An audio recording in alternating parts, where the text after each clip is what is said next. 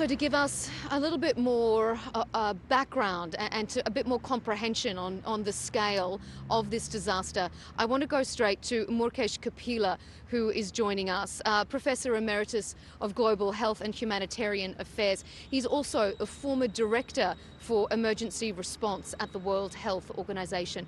Mukesh, we really appreciate your expertise because I know you have an extensive background in earthquake disaster recovery.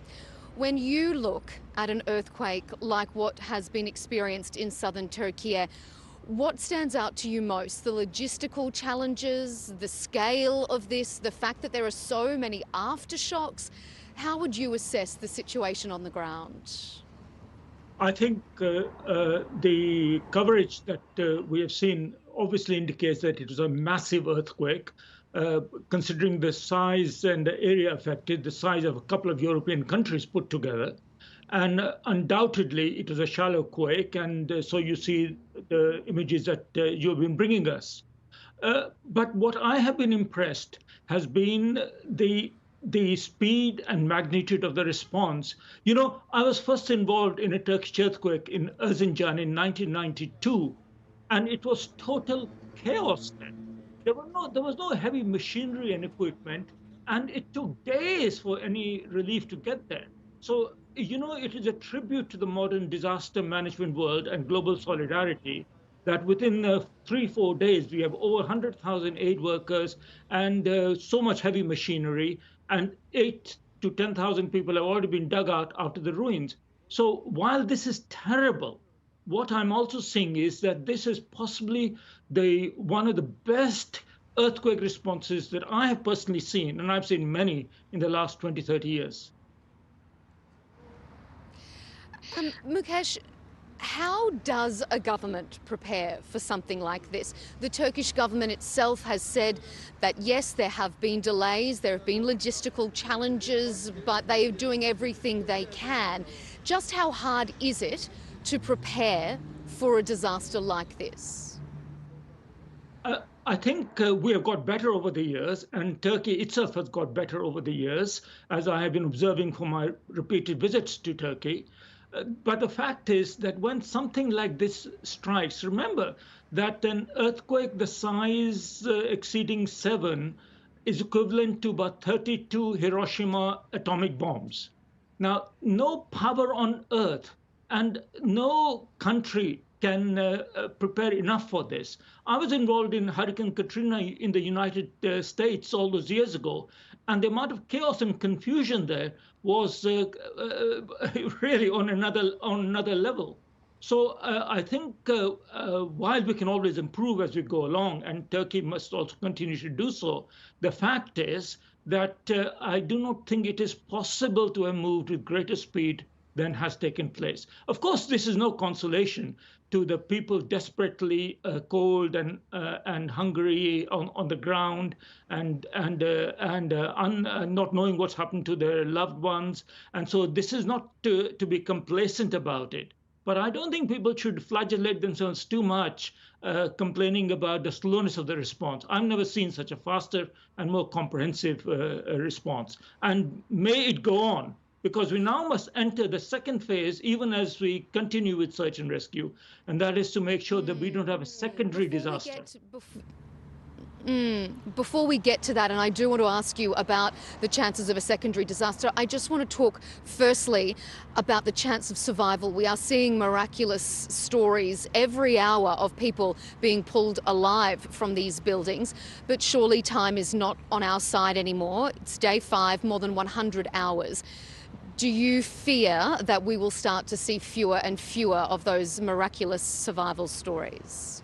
I think as time goes on, the chances of survival are reduced by about the 5th day. The chances are less than 10%. However, with the numbers involved and the nature of the building's collapse, which makes me think that there are air pockets there, and it's cold weather, which means human water requirements are reduced, and the number of children being plucked out, and children are more resilient than adults. it seems to me that relief efforts must continue for at least, and this is a benchmark figure, for at least 72 hours after the last alive person has been taken out. And now is not the time to give up. So, for example, even if the survival rates are less than 5%, and each day they diminish, the numbers of buildings that have collapsed and the number of cities that are affected and rural areas as well, then I think there's a significant chance of more people being found out. And this needs to continue for probably another 10 days at least. Well, we certainly, people here on the ground are not giving up hope, and your expertise there certainly gives them a bit more support. Finally, I just want to ask you about that secondary disaster that you mentioned. There are, according to the World Health Organization, potentially 23 million people affected by this catastrophe. Hundreds of thousands are now homeless, and it's freezing here. I'm still seeing people lining up for food and water. How concerning is it in situations like this that a secondary disaster could claim just as many lives? Yes, I think the figures suggest from other tragic circumstances that probably as many people die afterwards as they do in the primary shock. And the reason for that is that, firstly, the nature of the injuries, especially if you've got crush injuries or other life-saving injuries, then I'm afraid a proportion are going to perish.